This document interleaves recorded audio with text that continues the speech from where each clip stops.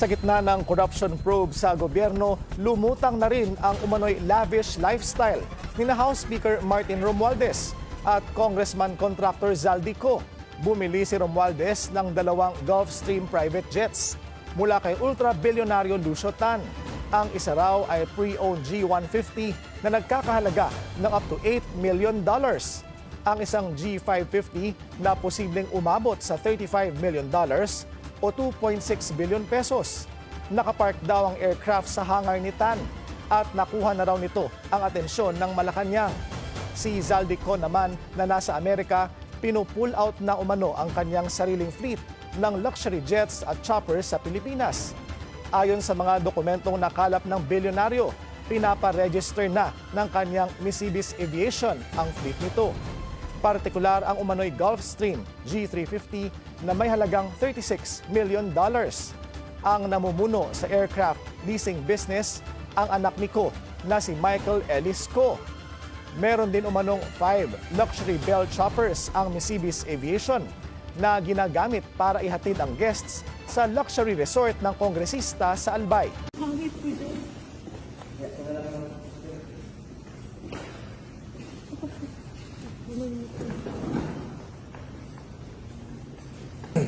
So we said, why not leave? He says, well, you know, if I go on leave, he says, people will say, he's coming back. Oh, he's just on the side. You know, he's still directing things. And so it's not going to solve the problem, he says. So if we're going to do this, we might as well cut clean, he said. And I want to do this also so that I can face all of these accusations. You know, I'll go before any investigation, he says. I can defend myself. I'm not hiding anything. I'm not afraid of any inquiries, he says. So let's just do that, he said. And then I'll continue to be congressman. I'll serve the district. But I will leave all of these... Reaction by PH.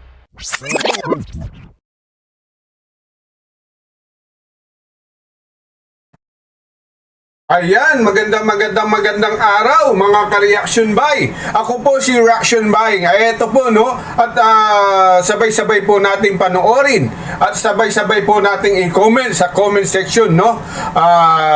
At yung hindi pa po nakapag-subscribe, subscribe na po. Isang click lang, updated ka na sa lahat. Yan. So, ito po sabay-sabay po nating panoorin ang comment po ni mga pinahayag ni Secretary Puno. Siguro ito po kasi malapit kay Representative o Congressman Martin Romualdez, no? So parang sa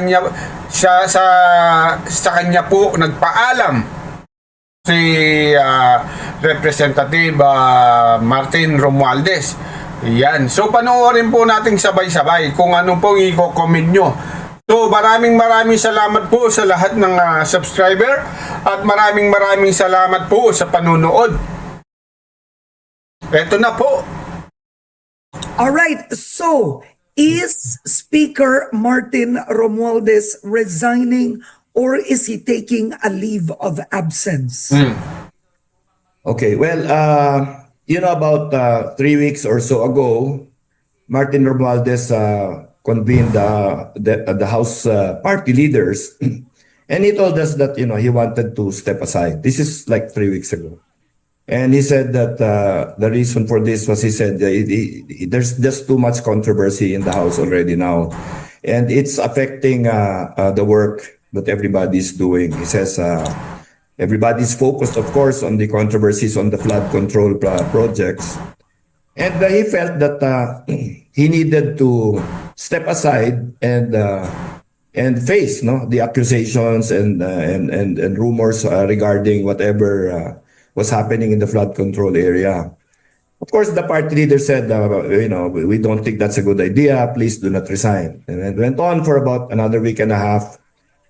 Sometime last week, one of the party leaders suggested that, you know, Speaker, it's hard for us if you leave now because there's going to be just so much disorganization in the House already. So why don't you consider going on leave? No, in the House rules, a leave is allowed for the Speaker, and during his absence, the deputy speakers elect among themselves someone who will take over the functions of the speaker, no?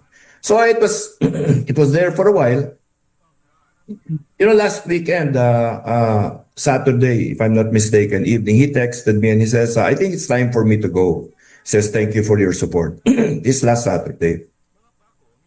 I didn't see it till the following morning because apparently it's very late at night when he texted that. He must have been unable to sleep. So I discussed this with him the following morning, and I told him, it may not be the best time. I think that we don't do these things when things are in total, confusion, which is partly the situation now. So he said, well, okay, let me think about it a little bit more. And so then Monday came, and then he became more definite about it. So he says, I'm thinking I'll maybe at least go and leave, and then maybe name some potential officers in charge or somebody that will take care of business while I'm on leave. So then he was talking about certain possibilities, Deputy Secretary Bojie Dy among them, no? And then yesterday morning, he calls me up again and he says, I'm going to see the president this afternoon at 3 p.m. He says, I think we're going to be discussing, my going on leave or leaving the house. He says, I think we need to settle this already. He says, I said, well, again, I said, our belief, our opinion among the House party leaders is, don't resign, just go and leave. No? And then think about it, and you can resign after if you think that that's the correct decision. So he goes to Malacanang, and then he calls for us to assemble at his office, the party leaders, at 4:30, and he arrives a few minutes after that. Anyway, he tells us already. He says, he thanked everyone for working with him and spending energy and time to push forward the House agenda. Then he says, I told the president already that I'm resigning my position tomorrow, which is today. Mga kaibigan, bago kayo umalis, pindutin na ang subscribe button at ang bell icon para hindi na ma-miss ang mga susunod nating mga videos at sama-sama tayong updated lagi. So, eto po, no, sinasabi nila po na si Tambi, ang tawag, na nag-resign na. Ayan, si mismong representative puno na ito po kasi ito ay deputy ng Congress. So siya po mismong nagsabi na nag-resign na siya, no? So we said, why not leave? He says, well, if I go on leave, he says, people will say, he's coming back. Oh, he's just on the side, he's still directing things. And it's not going to solve the problem, he says. So if we're going to do this, we might as well cut clean, he said. And I want to do this also so that I can face all of these accusations. I'll go before any investigation, he says. I can defend myself. I'm not hiding anything. I'm not afraid of any inquiries, he says. So let's just do that, he said. And then I'll continue to be congressman. I'll serve the district. But I will leave all of these suspicions to all of you people. And he says, of course, I will help whenever you need me to, but it's time to turn the page, he says. And then I'm asking all of you to support the nominee that I have discussed already with our majority leader. He says it's Deputy Speaker Bojie Dy. Okay. So yun po, siguro, meron na pong nakasalang na papalit kay Martin Romualdez. Ang pangalan niya si Bojie Dy, no? So ano kaya ang gagawin ni Martin? Sabi haharapin daw niya ang mga akusasyon. Pero ang balita, sabi ng mga ibang mamamayan, balita lilipad na raw sa mga gamit niya nabili niyang private jet plane daw. Ayan. So nakabili daw siya ng private, dalawang private hindi lang isa, dalawang private jet plane na nabili niya raw sa isang mayaman nating bilyonaryong negosyante dito sa ating bansang Pilipinas. So, sino kaya yun? Ayan. O, totoo ba yun na nakabili siya ng dalawang private jet plane? Ayan. Gagamitin ba yan sa paglayong niya dito sa ating bansa? So, yan ang tanong. Di ba? So, mga ka-reaksyon, mag-subscribe na at i-hit ang notification bell para lagi kayong unang makakaalam sa ating mga bagong kwento at balita. Quite for a while, no, nobody was reacting, but after a while, obviously, I mean, we just decided to accept his decision. So, Congressman, you gave us the behind-the-scenes story. 3 weeks ago, he meets with all of you, thinks of going on leave.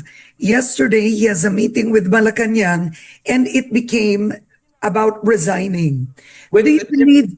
Sorry, 3 weeks ago he said, "I'm stepping aside." That was not Leave. that leave came. The idea came last week from one of the party leaders. So no, I think he was thinking about resigning already 3 weeks, at least 3 weeks ago. Yeah. Do you believe there was pressure from Malacanang for him to resign? I think there was pressure from everywhere, you know. I mean, there's media, there's social media. Tama. Of course, not everybody in the house is a believer. We have had problems with the executive branch, as you know. And so there've been a lot of issues, no, that cause problems for the speaker. And these are very trying times, you know. These are Ayan Ayan po. Ayan ang sinasabi niya Secretary Puno na marami ng problema nangyayari dito sa Kamara, no? Yan. Lalo na nung ang isang Gen Z dyan pinatungkulan si Congressman Romualdez. So alam niyo na kung sino yan, di ba? Yung meow meow meow meow meow meow meow meow. Di ba? Yun.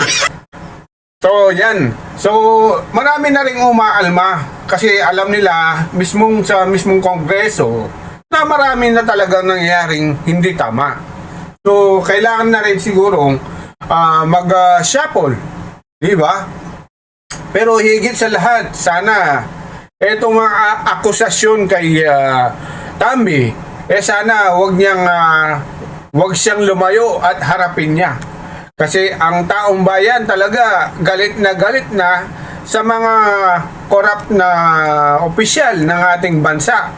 So, sana po hindi mangyayari ang nangyari kagaya dito sa Nepal, di ba?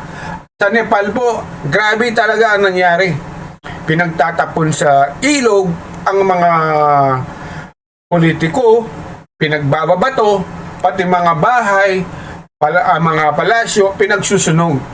Sana naman po hindi mangyari dito sa ating bansa kasi alam nyo naman po, 2 bansa na po ang nagrally na ganyan kagaya nung ano po yung isa sa Indonesia.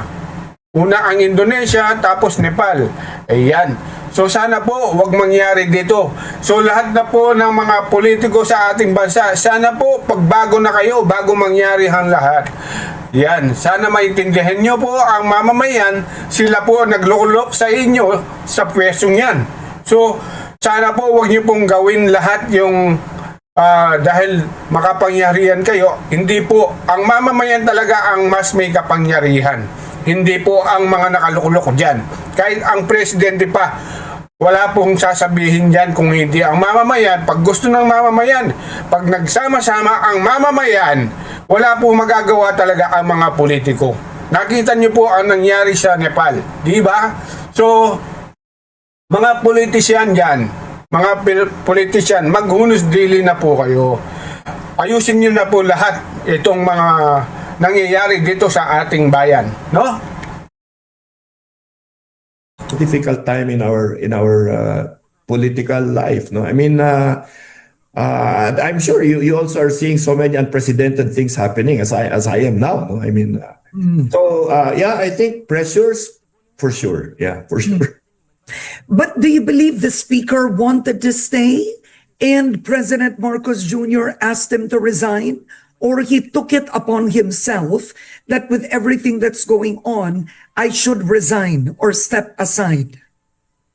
You know, knowing the president also, I think, you know, he probably would not want to cause, you know, anxiety on anyone. So I cannot imagine him asking the speaker to resign, for example. I can't imagine that. I think the president, if I know him well enough, I think he allows you to process your thoughts, and he may guide you and lead you to certain decisions. But I really don't think that he would ask the speaker to resign. No, and as I said, you know, it's not just the speaker himself. Even he tells me that his family have been telling him to just step aside. You know, this is true not just for him, Karen, but for other congressmen as well, especially those that have been mentioned in all of these controversies. One of our colleagues has in fact put her children on a leave of absence from school because they are being harassed in school because their parents' name have appeared in this news. No, so and I have Mga anak ba to ni Zaldico, sir? No. In fact, congressmen that I think are probably not guilty of anything. No, I mean, but they were just included in the lists. No, and I imagine that the speaker's family has been subjected to the same kind of pressure. So, and I know for a fact that they have been asking him to resign, his family. No, I mean, at least step aside from the speakership because it's really a lot to take for the family. Ni Tambi, sobrang laki po, ilang bilyon-bilyong ang halaga, di ba? Palagay natin, sabi po sa balita, pero mamaya po tingnan natin, i-post din na rin natin kung makita natin, ito i-post na rin natin kung magkano ang ari-arian niya bilang isang congressman, kung magkano lang ang sahod. Yan, no? So, kasi po ang taong bayan hindi po natutulog. So mga kareaksyon, yan. Yung hindi pa po subscribe na po. Isang click lang. Ayan. Updated ka na lahat. Ayan. On a daily basis. You know, Speaker Martin tells us that, you know, it's okay with him because he grew up with this. No, I mean, when he was a young kid, you know, they would go to breakfast and they would read newspapers, and it's all, you know, negative against their family, and it's been that way for a long time. So he says, you know, I can take all of this, but you know, I don't know that it's fair to subject my children to this. So that's one. Tignan mo, no? Bata pa lang pala si Martin Romualdez, sanay na siya sa mga akusasyon. Dahil sa, alam nyo naman, ang mga pangalan ng Romualdez, kahit, di ba, alam nyo naman, ang nanay ni Marcos Jr., President Marcos Jr., Romualdez. So yun, si Imelda Marcos. So ayan po ang nangyari. Kaya siguro, bata pa lang itong si Romualdez, kinukutya na siya nung bata pa. So, The children is one thing, but also the administration is another. I mean, the truth, Congressman, is he gives a bad name to the Marcos administration. That's feedback. Yan ang mahirap. Would you agree? Well, you know, I'll just give you a specific example. No, in this January this year, December and January, this is when the issue of the budget insertions erupted, and he was the one blamed. Okay, everybody was saying Romualdez. I mean, not Saldico, not anybody, Romualdez. No, but I knew then, no, in as early as January that the Congress had submitted to the Senate the budget. si Vice President Sara, ayaw niyong paniwalaan na sinabi niya doon sa budget niya para sa DepEd na 5 billion, ginagawang 15 billion ng dalawa. Dahil wala pang akusasyon nun, ayaw nyo paniwalaan si Vice President Sara. So, sino paniniwalaan namin? Ngayon, nakita ng buong bansa, mga mamamayan, na may insertion talaga. That it did not reduce the Department of Education budget. It kept the PhilHealth trust funds intact, and it in fact reduced the DPWH budget. Of course, the Final Appropriations Act was the reverse. No, the trust fund was removed. The Department of Education was reduced, and then the DPWH was increased by a few hundred. Yun, no? A few hundred, A few hundred, So I knew then that it wasn't Congress and it wasn't him because, the enrolled copy of the bill was submitted. But are you saying it wasn't, I mean, you saw Toby Tiangco's expose or Zaldico had insertions of Yeah, 13 billion in one district. correct. No, that's true. All of that is true. I'm talking about the culpability of Martin Romualdez. Okay. So I was asking, why don't you explain this thing? Why don't you just explain everything? He says, no, I don't want to get into an argument with the Senate President because he is doing many things for the President also. And I'll just swallow all of this. He says, anyway, I'm used to this. Ganyan eh. So anytime that he faces these kinds of, he always says, I'm used to this. Now, this issue has been on his back for what, the past 7 months. Until I started to explain what happened in this thing, I think nobody was even talking about it, no? And I thought that it was not fair, no? And even over his objections, I started talking about this because he didn't want to get into any dispute with the Senate. Eh. But I think this is part of the reason why he has become so much a target for everyone, no? Is that when something is Yan ang mali eh. Yan ang mali sa ating mamamayang politiko. Sila mismo nagtatakpanan, no? Nagtatakipan. Di ba? Isipin mo. Si Tambi, alam niya pala, may naman niya rin ang kabinete ng mga Senado. So, ba't di mo sabihin? Kung talaga suportado kayo o kung mahal nyo ang bansang Pilipinas, lalo na sa ngayon, di ba? Ba't di nyo ibulgar kung sino talaga? Kung may pruweba kayo. Pero kung mga akusasyon lang, kung wala kayong pruweba, ay yan ang maling paghuhusga. Yan ang maling pagkakamali. Di ba?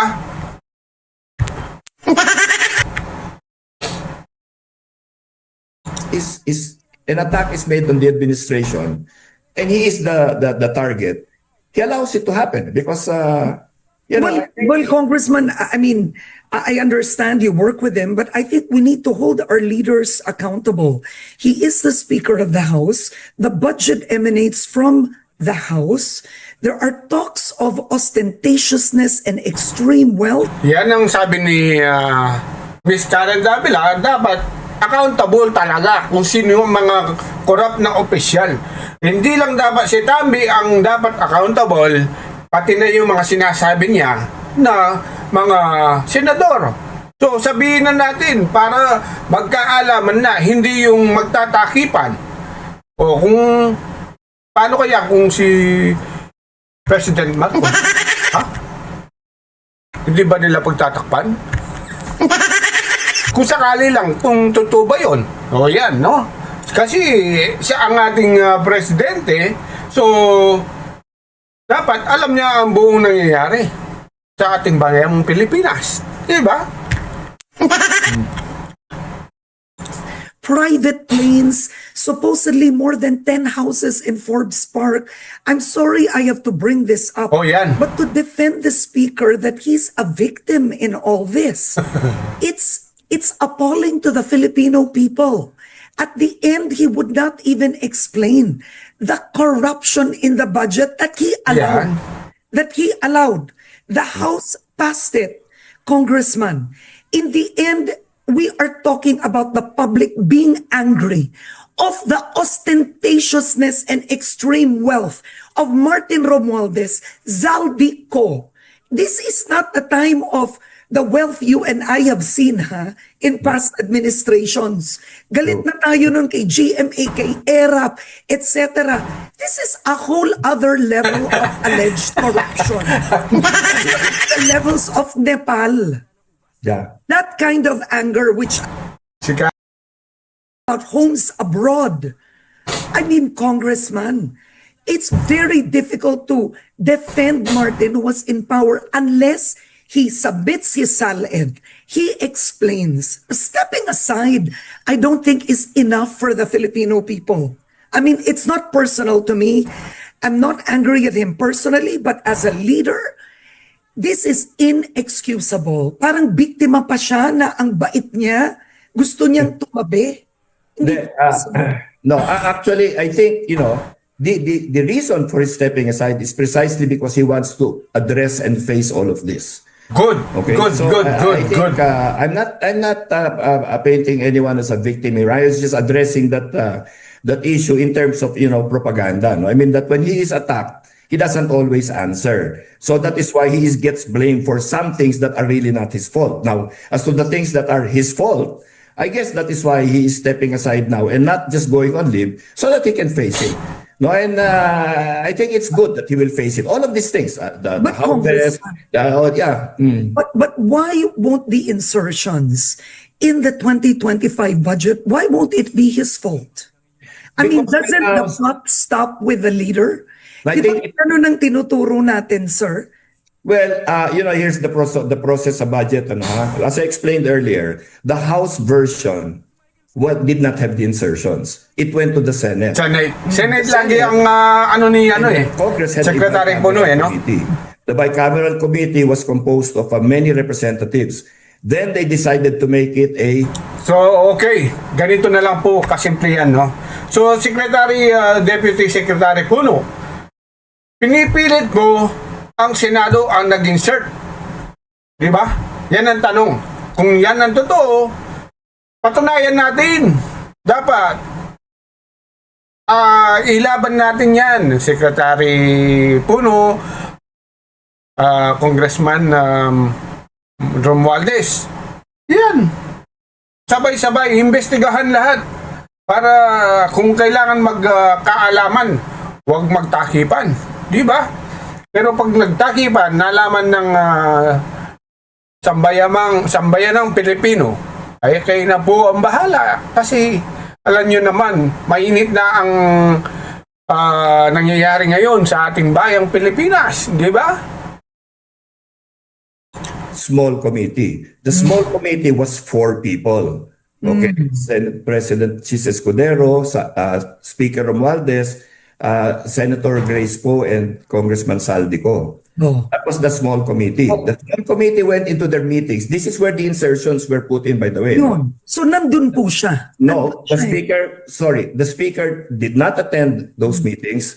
Senator Grace Poe was not allowed to attend most of those meetings. Oh. It ended up Saldico and Senate President Escudero were the ones that actually penciled in whatever needed to be penciled in at the end. And if you look, Karen, if you look at the budget, there are 20,000 DPWS projects, 20,000. So, it takes a lot of, real painstaking work to do it. But it was the two that actually finalized those things. And that is what I'm saying did not come to light until just recently.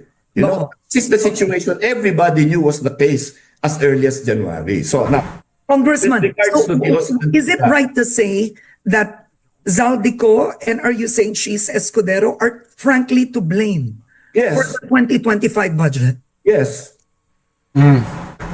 Because then the version that they sent back to the House already included all the insertions. Now that's a bicameral thing, but that's the step in the budget process where the Senate reviews what the House of Representatives does, and then gets back to them with the final version of the Appropriations Act, which they then forward to the President for approval. But then again, okay, so you signed it, you approved it. Yeah, 20,000 projects, no? I mean, I don't, I've seen the budget, no? I could not find, for the life of me, my own projects in my district. In the General Appropriations Bill. That's how complicated it is. So, if you sign after you assume that, the staff work has been done, I think it's a fair assumption that you had at least minimal care in addressing the issue. But the ones that really were responsible for putting it in, you should be held responsible also. And I think that's what also triggered, I guess, the reorganization in the Senate, no? Because they know now. Okay. I understand that with the investigations coming up in the Senate, more information will come up about so many things. So I'm looking forward to the Blue Ribbon investigations there as well. Oo. Now, Congressman Puno, Zaldico is still abroad, right? The perception is the speaker has tolerated Zaldico, right? And he could have called him to answer because there's a hearing in the House. He could have called him to answer about SunWest's contracts, insertions, but he didn't. Ano ang plano with Zaldico, sir? At the end of the day, he's been absent, right? For so long.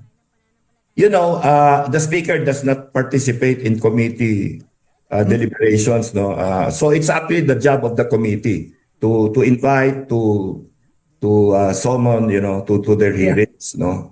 So I leave that matter to the Public Accounts Committee. But what is the plan on Zaldico? Well, we in Congress we're saying that he should be brought back forcibly if necessary. Yun! Really? Tama! Yes, I mean, initial reports were that he was in the U.S. Now, then I saw some posts where he is supposed to be in a house, he changed his name and things like that, no? But, in the U.S., we can extradite people. And what is important now is that cases need to be filed, no? We need to fight. Karen, this is not a legislative inquiry issue anymore. Yeah. I think this is a criminal thing. No, I mean, Yan, tama. cases have to be filed, and that's why the File na. investigative commission is, right on. Kasi you have Benji Magalong there, Mayor Magalong, who is a no-nonsense person. I know Babe Singson, Secretary Singson, who is also no-nonsense. And the way that this commission has been formed looks like, they're really, going to file some cases. The technical know-how necessary is with Babe Singson, with Secretary Singson.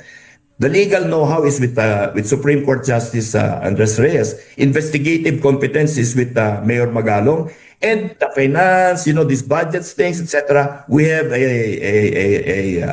a very respected accountant who is going to be doing the work there. So it's structured to really address this problem properly. I hope that we can get this commission up and running as soon as possible, and I really hope that cases will be filed and people will be jailed. No, now, in that regard, I think the House is now going to terminate its investigations. There's this talk that we cannot investigate ourselves, and that's true. I agree with that too. So maybe it's good that they're now terminating their investigations and they will turn over all their information to the investigative commission. I hear also that Senator Lacson will continue his Blue Ribbon investigations, and that's great. I think that then we will just take our cue from the Senate. If there's any legislative implication to everything that's going on, Yan ang tama. In terms of what reforms they want to institute in our whatever budget process or whatever it is, so that we can avoid this situation in the future. Okay. Now, Congressman, let's go back to the leadership. There were talks in the past of a possible Albi Benitez. There was one Toby Tiangco. But Congressman Tiangco said he wouldn't want to be speaker because of his expose. But I want... Ayan, gusto sana si Toby Tiangco, mga taong bayan, gusto rin si Toby Tiangco. Kaya lang, siguro ayaw niya mismo. Dahil nga yung mga expose niya, kasi na-involve na rin siya. So, palagay ko, nahihiya na rin siya. Pero tama naman ang expose niya, kung tama yon, diba? So, ang problema dyan, siyempre, kapwa niya congressman, parang ganito na lang halimbawa, nag-expose siya, tapos siyang iluluklok, parang siniraan niya lang yung kasama niya para maluklok lang siya. Yun lang ang magiging hatol ng siguro mga taong bayan o yung mga hindi nakakaalam, kaya ginawa yun para lang maluklok. Kaya siguro siya na mismo umayaw bilang maging ano yun, representative ng speaker sa Kamara, no? I wanted to ask you, why didn't the Albe Benitez work and now it's Congressman Bojie Dy? Ba't hindi natuloy yun at ito mukhang si Congressman Bojie Dy na ang magiging speaker? Anong difference nung panahon na yon at ngayon? Well, I don't know if Congressman Mayor Albi Benitez was able to sort out his issues with his Negros coalition there. I think even that's why it didn't have a flying start, because he had problems in his own province to begin with. No, maybe that's what stalled him. Now, in the case of Deputy Secretary Bojie Dy, si DS Bojie Dy is a former governor. And he's a really nice guy. I mean, he was an effective governor, and he's a very pleasant person. He's kind to everybody. So I would like to say he's popular, within his circle. And he belongs to the party of the president. So I think it's important also now that and maybe the speaker thought about this also, that better that party of the president, so that at least there is no communication distance between the national program as espoused by the president and his cabinet and the House, no? And I think that's what might happen. And in that regard, I think it's probably a good direction to go. Okay, so will the speaker only be changed? Because now I would say NUP, you are with NUP, sir. Yes. And Bojie Dy's with NUP. And the irony, Kiko Braganza's with NUP, but let's talk about that later. He's with NUP, right? Okay, but No, sorry, DS Bojie Dy is with PFP. That's the Partido PFP. Federal. Yeah, of the president. Yeah. Hindi siya member ng NUP. No. As I've read, no. Hindi yon. No. Hindi siya NUP. I Okay. wish, pero no. Okay, all right. So, there were talks that the reform shouldn't just be on top, but it should be top to bottom. So, ang tanong ko nito, will the APRO be changed? Will committee chairmanships be changed? The APRO has already been changed. No? I mean, our APRO chairperson now is Congresswoman Mika Swansing, who is a second-term congresswoman. She's I understand, a Harvard graduate, no, and very, very, very skilled. And I've said this in the past. She is beyond reproach. She is well respected in the House. So, and I think by everyone in general. So that one has been solved. No, the Appropriations Committee. And even the vice chairman, of course, have also been all reorganized. No? So that's doing well. I think the Ways and Means Committee of the House is fine. Of course, we just came from a general reorganization for the 20th Congress, because in the 19th Congress, everybody was, left their positions, and now there's a completely new cast of characters here. No. So, ayan po. Anyway, dito po magtatapos ang ating video. Mahaba-haba po kasi yan eh. So, kung nagustuhan nyo ang video na to, huwag kalimutang i-like, i-subscribe, at para updated po kayo sa mga susunod nating uploads. Ayan. Salamat po sa mga suporta. Ayan. O mga kaibigan, bago kayo umalis, pindutin na ang subscribe button at bell icon para hindi nyo na ma-miss ang mga susunod nating videos. Sama-sama tayong updated lagi. Syukran!